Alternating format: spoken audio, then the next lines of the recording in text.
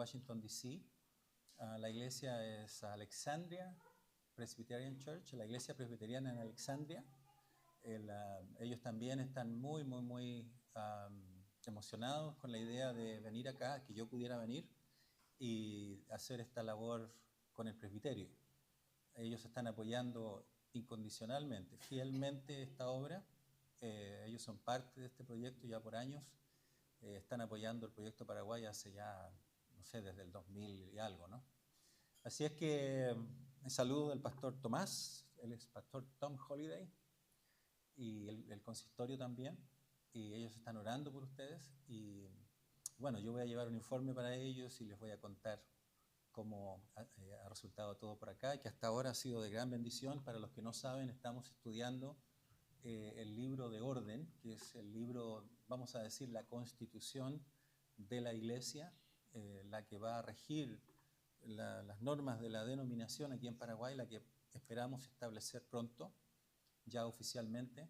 Y así es que eso hemos estado haciendo desde el viernes todo el día, sábado todo el día, y esta tarde seguimos hasta la noche. Y ya 2 hermanos de los 4 que hemos venido se van en la madrugada, regresan, y solamente me quedo yo y otro hermano, Manuel Padilla, que es un hermano de Puerto Rico, americano, puertorriqueño americano, que está con intenciones de venir a ayudarles aquí a Paraguay en el futuro.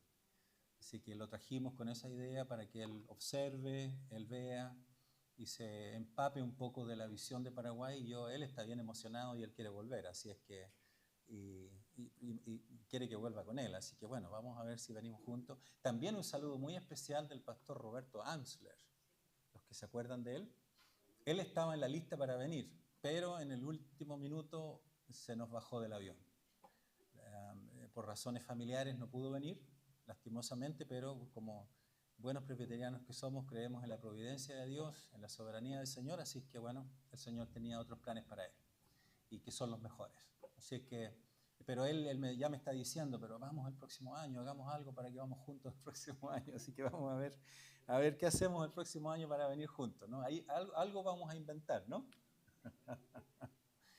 Muy bien. ¿Estamos listos? ¿Listos, Carlito? Muy bien. Yo le digo Carlito porque yo Carlito lo conozco. Era bebé cuando, ¿verdad? Y estábamos aquí. El presbítero Carlos Maureira, ¿no es cierto? ¿Está bien? Muy bien, vamos a ir a la palabra del Señor. Ahora ya nos ponemos serios, vamos a estar grabando también el sermón. Vamos a leer en el libro de Marcos, el capítulo 9, versículo 30 al 37. Y dice la palabra del Señor así. Jesús anuncia otra vez su muerte, ese es el texto. Habiendo salido de allí, caminaron por Galilea, y no quería que nadie lo supiese, porque enseñaba a sus discípulos y les decía: el Hijo del Hombre será entregado en manos de hombres, y le matarán, pero después de muerto resucitará al tercer día. Pero ellos no entendían esta palabra y tenían miedo de preguntarle.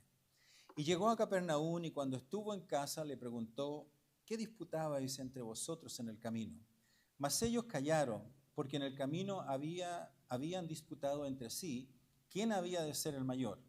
Entonces él se sentó y llamó a los 12 y les dijo: si alguno quiere ser el primero, será el postrero de todos y el servidor de todos.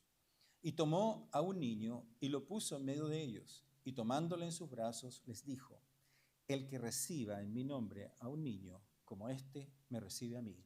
Y el que a mí me recibe, no me recibe a mí, sino al que me envió. Padre, oramos en esta mañana, que sea tu palabra, la palabra inspirada, inerrante, perfecta, la que tú nos has dejado, Señor, como el manual, como la guía, como esa lámpara que ilumina nuestro camino, que nos guía, que es la palabra de Dios para nosotros. Gracias por la obra del Espíritu Santo que trabaja a través de ella en nuestros corazones. Gracias, oh Señor. Y pedimos que tú puedas iluminar nuestras mentes, nuestros corazones, para que a través de ella podamos encontrar entendimiento, podamos ser edificados, podamos ser animados, fortalecidos, Señor, para seguir la tarea la cual tú nos has llamado a realizar como iglesia, como miembros, como hermanos en Cristo. En el nombre de Jesús, amén y amén. Una vez en un cementerio alguien leyó estas frases y las voy a ir leyendo, ¿no? En unas lápidas allí, él vino, qué sé yo, pasó por este lugar y se leyó estas lápidas. Fue un gran hombre. Su grandeza no cambia en este mundo. Ahora, ¿cuál sería el criterio para medir la grandeza de un hombre? Y esa es una buena pregunta para hacernos, ¿no? ¿Cuál sería cómo podemos medir? No, esta persona fue espectacular, este hombre fue increíble. ¿Cómo medimos eso? Si buscamos en Google la palabra grande, la vamos a encontrar cientos de millones de veces por internet. Eso es lo que va a ocurrir. Incluso si buscamos sinónimos como mayor, magnífico, pueden aparecer muchas veces, ¿cierto? Están allí. Y de hecho, dentro de la iglesia cristiana, ha habido una corriente por muchos años que ha enfatizado algo como esto: descubre el campeón que hay en ti. ¿Verdad? Seguramente por ahí algo han escuchado. Y la verdad que hoy vivimos en una era de la entronización del yo. ¿Quién soy yo? ¿Qué importante soy yo? Ahora, la grandeza se define, en la sociedad de hoy, se define por el apellido. ¿Tú sabes quién soy yo? Usted ha escuchado eso, ¿no? Yo soy Acevedo, yo soy Pérez, yo soy González. Tengo un apellido, ¿no? Soy importante. ¿Se mide por la apariencia? ¿O se puede medir la grandeza por las posesiones? El que tiene más, tengo el mejor auto, el mejor carro. Bueno, allá decimos carro en Norteamérica, ¿no? El auto. Sin embargo, Dios mide la grandeza de modo distinto, muy diferente a lo que probablemente muchos piensan en la sociedad. Y la palabra nos dice, porque el que es más pequeño entre ustedes, ese es el más grande.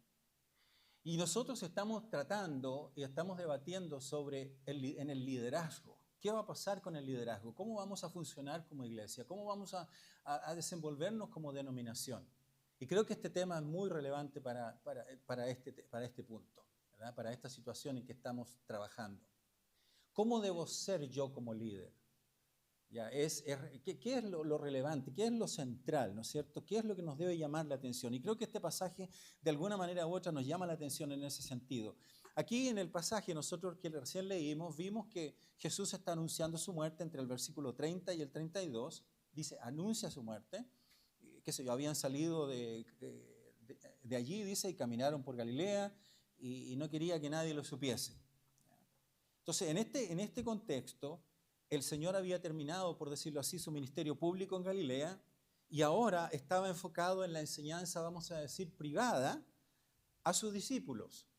Y qué importante es la enseñanza y el discipular de una manera muy cercana a hombres que van a ser capaces e idóneos para servir en el ministerio, ¿no? Y Jesús lo está haciendo. Y la meta de Jesús era llegar a Jerusalén. ¿Para qué? Él sabía que iba a morir. A eso iba. Y él está hablando de esto, pero sus discípulos no entendían, decimos allá en Chile, no entendían ni jota. No entendían nada, no sabían de qué está hablando el Señor, ¿no? Y para los discípulos la muerte del Señor era algo irracional, era algo incomprensible, no lo captaban, ¿no? Y creo que algunos comentaristas dicen que una de las preguntas que probablemente a ellos les preocupaba, a los discípulos, era, ok, si el Señor muere, ok, está bien, pero ¿quién lo va a resucitar? Porque si Él muere, ¿quién lo resucita? No captaban todavía que Él era el Hijo de Dios, que Él era Dios, ¿no? Como nos dice la palabra cuando leemos, ¿no? Entonces, en esta primera parte del texto se aprecia ya se aprecia la humildad del Señor Jesús. Cuando Él está hablando de su muerte, hay que ser muy humilde para venir de la gloria, ¿no es cierto? Dejar el trono y venir a esta tierra, dejarse lacerar, dejarse ofender, humillar en una cruz. Hay que ser humilde, ¿no? Y Jesús hizo eso, y eso nos enseña Filipenses, allá en los primeros capítulos. Y interesante que el texto ahí me llamó la atención esto cuando dice que nadie lo supiese. Él les habla de esto y les dice, mira, yo no lo digan a nadie, no lo digan a nadie. Y siguiendo la idea, ¿no? del espíritu del pasaje, ¿No es verdad que en esta época, en la entronización del yo, todos queremos que sepan quién soy yo? En el Facebook, ¿verdad? Este soy yo. A ver, vamos, un selfie. Aquí estamos nosotros, ¿verdad? Aquí Jesús está diciendo que nadie lo sepa. Usted sabe, ¿no?, que la razón es porque su hora no había llegado, todavía no era el tiempo, ¿no?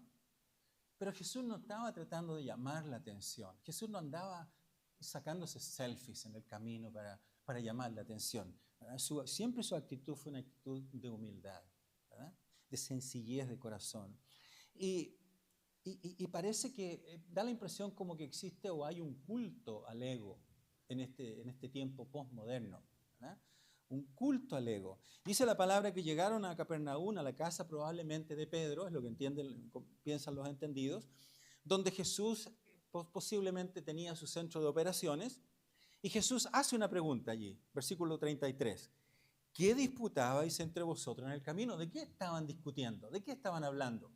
Jesús sabía exactamente lo que estaba ocurriendo, pero bueno, les hace la pregunta para despertar en ellos, para ir al tema, ¿no?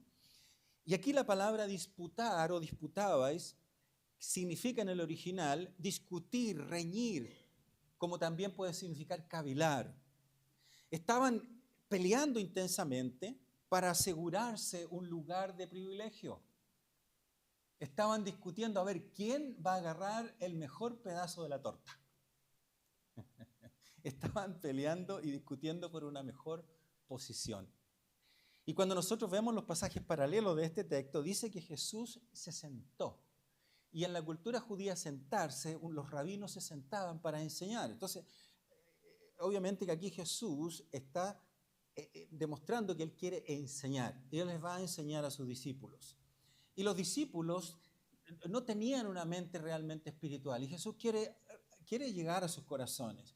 Y se nota cuando Él resucitó allá en Hechos capítulo 1, versículo 6, los discípulos le preguntan: Señor, ¿en este tiempo vas a restaurar el reino a Israel? Se nota que ellos están todavía con esa mente terrenal, ¿no es cierto? No tienen ningún pensamiento espiritual, ¿no? Dice un comentarista muy reconocido, John Stott, dice: el verbo restaurar muestra que esperaban un reino político y terrenal. Ellos pensaban en términos políticos. Ellos querían liberarse del Imperio Romano. Es lo que querían, básicamente. Entonces, podríamos decir que los discípulos se equivocaron en tres cosas. Primero, en cuanto a cuando le hacen la pregunta: Señor, ¿en este tiempo vas a restaurar el reino de Israel? Primero, que sería un reino espiritual, no un reino terrenal. Que sería un reino para todos, no solamente para Israel, para todos. Eso nos incluye a nosotros, los gentiles, ¿verdad?, los que no somos judíos. Y tercero, que sería establecido en el tiempo de Dios y no en el tiempo inmediato, como dijeron ellos. ¿No vas a restaurar el reino de Israel en este tiempo? No. Es cuando yo lo determino, es cuando yo creo que va a ser. Hermanos, la voluntad del Señor no depende de nosotros. Las cosas no funcionan en nuestro entendimiento y en nuestro reloj.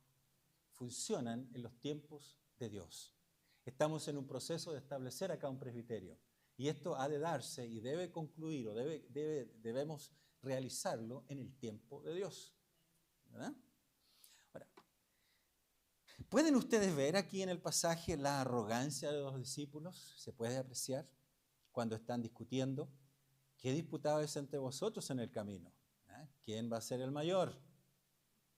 ¿Quién va a ser como se dicen los mexicanos, usan mucho esto, el mero mero? ¿Verdad? ¿Quién va a ser el que va a mandar acá? ¿Verdad? Y Dios aquí lo que nos llama, creo yo, es a resistir esta tentación del orgullo. Que creo que es una lucha, como dijo por ahí un predicador, le escuché un día decir: todos tenemos un argentino dentro de nosotros. Ojo que el predicador era argentino, así que quede claro, ¿ya? No estoy hablando mal de los hermanos argentinos. El argentino predicador dijo: todos tenemos un argentino dentro de nosotros. Lo que estaba queriendo decir: todos tenemos un orgullo en nuestro corazón. Eso es lo que decía este predicador. Podríamos decir: todos tenemos un chileno dentro de nosotros, ¿verdad? También podría decirlo. Podría decir también, todos tenemos un paraguayo dentro de nosotros, ¿verdad? ¿Sí o no? ¿Ah? ¿Ya?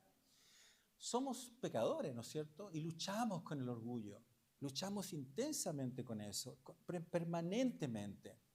Recién Jesús había revelado su gloria a los discípulos, Pedro, Juan y Jacobo habían estado en la transfiguración, les abrió el corazón y les muestra y les dice, hey, voy a ser traicionado, voy a ser clavado, voy a ser crucificado en Jerusalén, me van a matar, pero voy a resucitar al tercer día. Y estos eran temas relevantes, esto era un tema relevante. ¿Y qué estaban pensando los discípulos? ¿Quién va a ser el mayor? Eso estaban discutiendo los discípulos. Bueno, sí, ¿quién se va a sentar a tu derecha y a tu izquierda? Como la madre de Juan y Jacobo le pidió en el otro texto paralelo, ¿no? Señor, permite que mi hijo se sienten a tu derecha y a tu izquierda, ¿no? Estaban ahí coludidos con la mamá también, ¿no? Aparentemente, ¿no?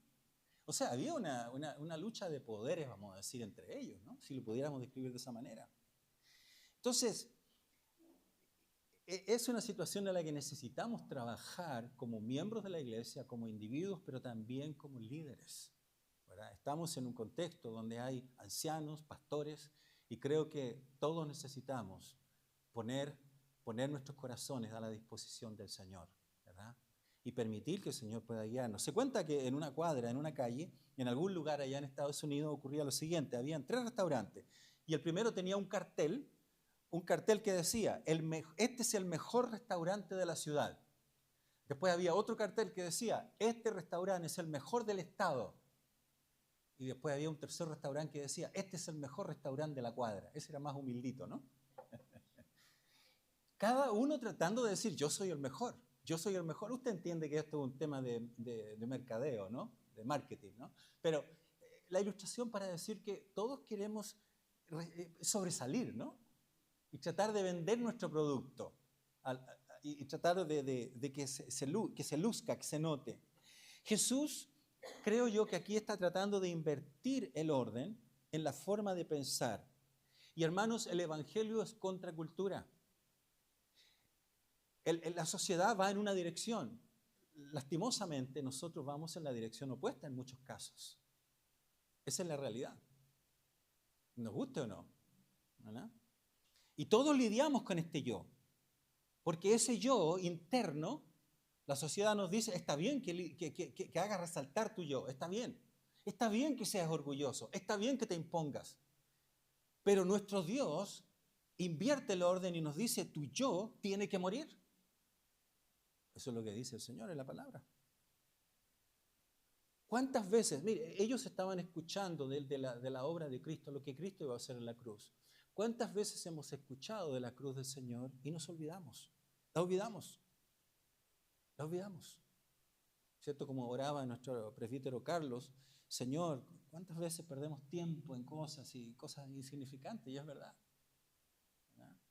Y nos olvidamos del Señor. Yo cuando era niño recuerdo que había un boxeador muy famoso, Muhammad Ali, y él decía, yo soy el más grande.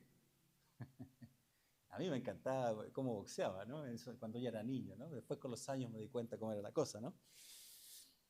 Hay al menos en la historia, de acuerdo al Google, hay por lo menos unos 50, al menos, siendo conservador, unos 50 personajes históricos que se autodenominaron los más grandes. Entre ellos Alejandro Magno, Herodes el Grande, Catalina la Grande, Constantino el Grande, etcétera, etcétera, etcétera. Ese afán, ¿no es cierto?, de ser el más grande. Y estos discípulos estaban en este tono, ¿no?, en este tema. Hermanos, la esencia del pecado es el egocentrismo. Esa es la esencia del pecado, una de las esencias del pecado. Y los discípulos definitivamente pensaban en términos de poder, en términos de riqueza y en términos de posición. Posición, y eso es lo que necesitamos pedir al Señor. Señor, líbrame del egocentrismo. Líbrame de eso.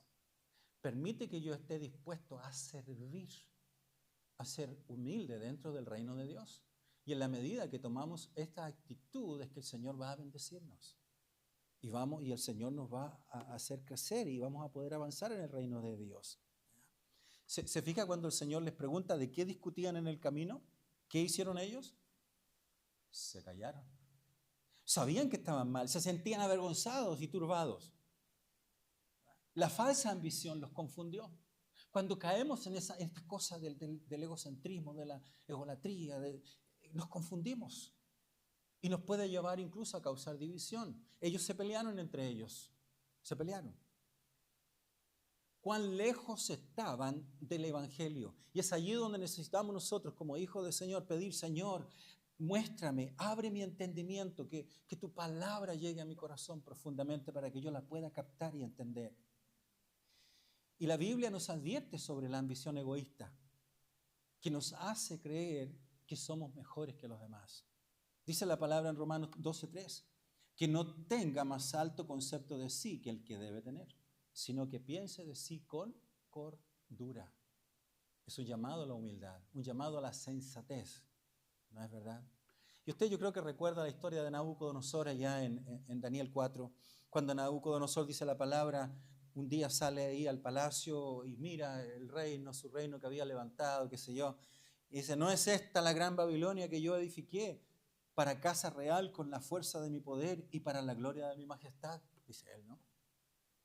Dice la palabra que apenas él terminó de decir estas palabras, vino la réplica de Dios y dice: vas a comer con los animales, pasarán 7 tiempos hasta que me reconozcas como el Dios verdadero. Se cuenta que en escritos seculares se dice que fue visto en un techo del palacio como desquiciado. Se cuenta también que estaba poseído, es lo que han escrito algunos artículos seculares. Lo afectó una enfermedad rara también, dicen esos escritos. La arrogancia enceguece y nos deja ver nuestra condición, nos deja ver quiénes somos realmente y nos puede llevar aún a la ambición, a esos deseos equivocados de poder. Hay un dicho romano que dice: el dinero es como el agua del mar, mientras más bebes, más sed tienes. Siempre vamos a querer más, y más, y más, y más. Dios enseñó a Nabucodonosor quién era el verdadero rey del universo. Ya estuvo 7 tiempos, 7 años creemos que son, ya como un animalito, ¿verdad?, en el campo, ¿verdad?, prácticamente, hasta que en el séptimo año él despertó y él reconoció y él dijo: Señor, tú eres soberano, tú eres el Dios. Y dice que la palabra le devolvió el reino a Nabucodonosor. Y esto me hace pensar: el Señor siempre tiene y nos da una segunda oportunidad cuando nos arrepentimos y confesamos nuestro pecado. Nabucodonosor lo hizo, ¿verdad? Entonces, la soberbia puede ser letal. Y créanme que esto lo hemos visto, pero muchísimas veces, en el mundo en general. Personas que se tornan soberbios y el Señor tiene que aplicar disciplina, ¿verdad?, y se hace necesario. ¿Ya? Nabucodonosor es un ejemplo. Y que Dios nos revele quiénes somos para encontrar sencillez en nuestro corazón. Y aquí Jesús también en este texto, como ya lo mencioné, Él invierte el orden de quién es el mayor. En nuestro concepto como humanos, el mayor es la persona que a lo mejor tiene una posición X y yo le debo respeto y le debo honor. Pero ¿sabe qué? El Señor nos está diciendo que el mayor es el que sirve. ¿Puede imaginar eso? El mayor es el que sirve. Nos dice en versículo 35, si alguno quiere ser el primero, será el postrero de todos y el servidor de todos. Nosotros somos, en el caso de los pastores, somos ministros de la palabra. Vale decir, siervos, servidores. Los diáconos están al servicio de la obra, a servir. Y usted dice: bueno, los pastores son siervos, los diáconos son siervos. ¿Y qué de yo? Yo soy miembro, ¿no? Yo tengo otra posición. Usted también es un siervo del Señor. Todos somos siervos del Señor. Pablo se presentaba en sus cartas diciendo: siervo del Señor. Siervo del Señor. Hay un comentarista que se llama, él es James Montgomery Boyce. Él es pastor fallecido, fue pastor en una iglesia en Pensilvania, una de las iglesias importantes presbiterianas allí. Y él tiene muchos comentarios muy buenos. Y él dice, él usa una ilustración para decir lo siguiente, contar una historia. Y él habla de una historia de un cristiano japonés, Toyohiko Ka, es el apellido, no lo tengo completo. Y él dice que oró de esta manera. Él dijo, oh Dios, hazme como Cristo. Eso decía él, esa era su oración. Señor, hazme como Cristo. Hazme como tú, Señor. Y dice que cuenta la historia que a pesar de su tuberculosis, decidió vivir en un barrio pobre en Tokio para servir a los más necesitados. Él compartía su cama con los enfermos, regalaba su ropa, incluso en medio de la lluvia andaba proclamando, Dios es amor, Dios es amor, Dios es amor. Y cuenta la historia que al principio se burlaban de él, hasta que poco a poco su humildad conmovió a mucha gente. Hermanos, no son las lindas palabras las que pueden conmover. Es la obra de Dios, por supuesto, pero la obra de Dios a través de usted y de mí. Y en la medida que nosotros somos mansos, humildes, el Señor puede usar nuestra vida. Y dentro del contexto de la iglesia, eso es lo que el Señor está buscando de nosotros. En el reino de Dios no son las posesiones, no son los títulos. Yo puedo tener un título de doctor en teología, puedo tener una maestría, 2 maestrías, 3 maestrías. Bueno, gloria a Dios por eso, no estoy en contra de eso. Pero ¿qué de la humildad? ¿Qué de la humildad? En el reino de Dios, el camino hacia abajo es el que lleva hacia arriba.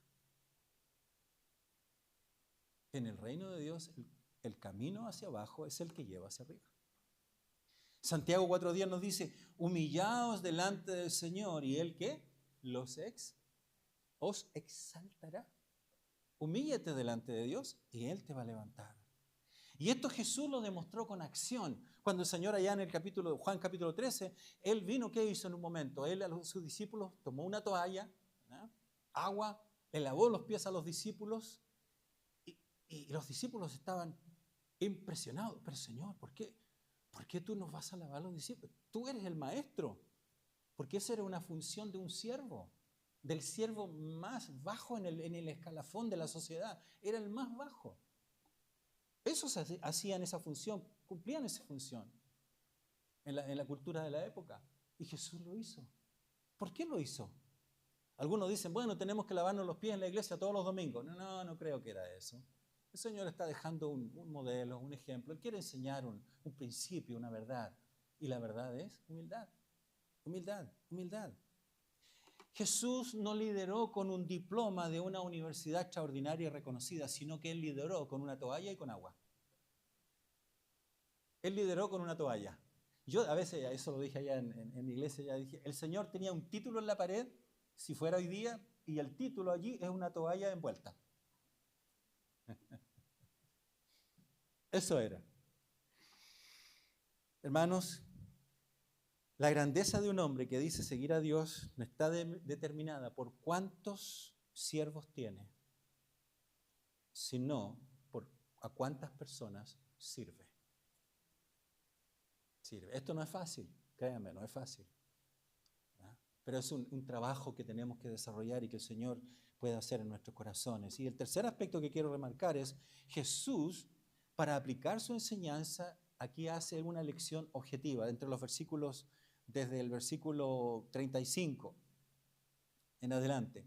Él toma un niño, ¿verdad? Tomó un niño y lo puso a su lado, 36, 37. ¿Ya? Y tomó un niño y lo puso en medio de ellos y tomándole en sus brazos les dijo, el que reciba en mi nombre a un niño como este me recibe a mí, y el que a mí me recibe no me recibe a mí, sino al que me envió.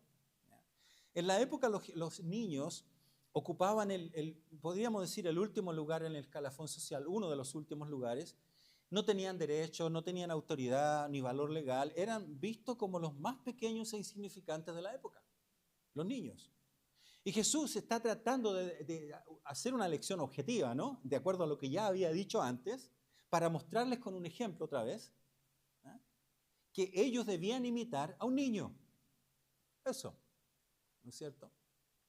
Ahora, D.A. Carson es un teólogo muy reconocido en Estados Unidos. Él dice lo siguiente, el niño es un modelo y en este contexto no de inocencia. No estoy diciendo que los niños no sean inocentes, él no está diciendo eso, pero en este contexto no de inocencia, no de fe ni pureza, sino de humildad e indiferencia hacia los estatus sociales. Eso es un niño. Y si usted piensa en un niño, eso es un niño. Y Jesús está diciendo, eso es lo que tú tienes que imitar. Eso es lo que tú tienes que imitar. No te preocupes por los estatus y por estas cuestiones que el mundo, la sociedad está preocupada.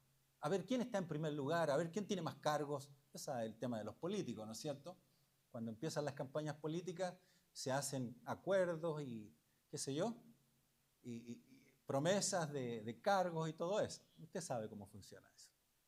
Preocupados de servir a la sociedad y al pueblo, le puedo garantizar que no. La gran mayoría, y no quiero hablar mal de los políticos en general, porque pueden haber políticos honestos, ¿verdad? Así como hay pastores no honestos, hay también honestos, ¿no? Hay de todo. Entonces, Jesús, al tomar al niño en brazos, Él está enseñando que el mayor en el reino es quien se humilla como un niño, ¿verdad? Y los discípulos no debían confiar en sus logros, sino confiar en el Señor y ser humildes. Entonces, la verdadera grandeza se encuentra en la humildad. Y aquí una de las características que encontramos en los niños es que los niños tienen confianza y confían, ¿verdad?, en sus padres, son muy confiados. Por eso que usted a su niño le dice, hijo, no hables con extraños, porque son confiados, ¿no? Un extraño le ofrece un dulcecito y ya se los puede llevar, hay que tener cuidado, ¿no? Y un día me llamó la atención con mi nieta, siempre en los sermones hablo de mis nietos, así que voy a aprovechar hoy día también. Mi nieta Gianna, que tiene menos de un año, un día empezó a funcionar la aspiradora en la casa y nunca la había escuchado el ruido, ¿no? Y lo miró, escuchó el ruido y de repente reaccionó hacia atrás y me abrazó. ¿Qué acción es esa? Fue un acto de buscar dónde refugiarse y sentirse segura. Confianza. ¿Verdad? Los niños tienen esa característica. Y eso es lo que el Señor está estimulando en nosotros, ¿verdad? Que nosotros seamos humildes y que confiemos en el Señor. No confiar en un cargo, no confiar en posiciones, no confiar en estas cosas de la sociedad que nos están promoviendo o que el enemigo está promoviendo en nosotros, ¿no? Sino que confiar en el Señor. Él va a hacer las cosas en su tiempo, ¿verdad? Y el Señor nos llama en ese sentido a tener esa confianza plena. Ahora, hoy algunos afirman que los niños deben ser como los adultos para comprender lo suficiente como para confiar en Jesús. Sin embargo, Jesús dijo que los adultos deben ser como niños, ¿eh?, para ser parte del reino de los cielos. Un pastor dijo una vez, toda la vida cristiana se puede resumir en 3 mandamientos de Jesús. El primero, el número 1, Él dijo, venid a mí, eso es la salvación. Número 2, sígueme, eso es el discipulado. Y número 3, Él dijo, permaneced en mí, y esa es la vida llena del Espíritu Santo, viviendo y dependiendo del Señor en confianza y siendo humildes en Él, ¿verdad? Entregando nuestros corazones a Él. Cuando el corazón se quebranta y se hace humilde, cosas cambian. Cosas cambian. Dios bendice, hermanos, cuando la humildad se manifiesta en nuestras vidas. El que se humilla como un niño será el más grande en el reino. Cuando mueras, dirá alguien, él era un gran hombre o una gran mujer. No es eso lo que estamos buscando. No es eso lo que queremos. Yo espero que no. Jesús nos enseña que el servicio es más valioso que la grandeza de este mundo. Sin duda. El mejor premio que recibiremos será cuando escuchemos al Maestro decir, ahí en el Mateo 25-21, bien, buen siervo y fiel, sobre poco has sido fiel, sobre mucho te pondré, entra en el gozo de tu Señor. Y se cuenta una historia que quiero remarcar, esto no es una historia real, ¿ya? Es una adaptación, ¿ya?, no confirmada.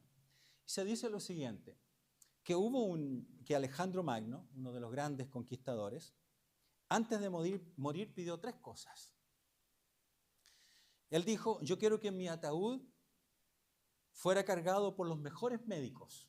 Eso fue lo primero que pidió. Los mejores médicos. Segundo, que sus riquezas fueran esparcidas por el camino hacia la tumba para deshacerse de sus riquezas. Y tercero, que sus manos hicieran 2 orificios digamos, vamos a suponer que era un ataúd, o que quedaran 2 orificios y sus manos colgando. Imagínense llevar así a una persona al cementerio, ¿no? Para que todos vieran y pudieran reflexionar y pensar, este hombre no se llevó nada. No se llevó nada. Y eso es, hermanos, el día que nos vamos de esta tierra, no nos llevamos nada. Las ambiciones, todas estas cosas que el enemigo está muchas veces tentándonos, no nos vamos a llevar nada. ¿Verdad? Él nos llama a vivir en humildad, a vivir confiando en el Señor, que seamos hombres y mujeres que están depositando su corazón en Él y que dependen de Él. Que presbíteros de esta iglesia que puedan tener la certeza y la seguridad de que entre ustedes hay una humildad y confianza en el Señor, y para respetarse los unos a los otros, para ser humildes unos con los otros, confiando siempre en el Señor, ¿verdad? Y nosotros los pastores, igual es una palabra para mí y es una palabra para los pastores, que podamos tener la capacidad de ser humildes, que en el momento indicado a lo mejor nos disculpemos. Eso es señal de humildad. Como yo con mi hija, hace poco tuve que decirle, hija, discúlpame, perdóname, lo siento, fui torpe con lo que dije. No debí decir eso. No es fácil, no es fácil. Pero el Señor creo que nos llama a que podamos vivir el Evangelio. No solo leerlo, no solo tener mucho comentario en el cerebro, sino que podamos tener una vivencia de vida cristiana, que el Evangelio pueda penetrar nuestros corazones, ¿verdad? Que el Señor nos ayude, porque eso no es una tarea fácil, ¿verdad? Requiere mucha oración, entrega, quebrantamiento en nuestro corazón. Oremos. Padre, te damos gracias en esta mañana por tu palabra. Gracias, Señor, porque tú nos recuerdas la importancia de entender que no son estas cosas de este mundo que nos deben atraer. No es quién va a ser el mayor en nuestra vida ministerial o en nuestra labor pastoral o de líder.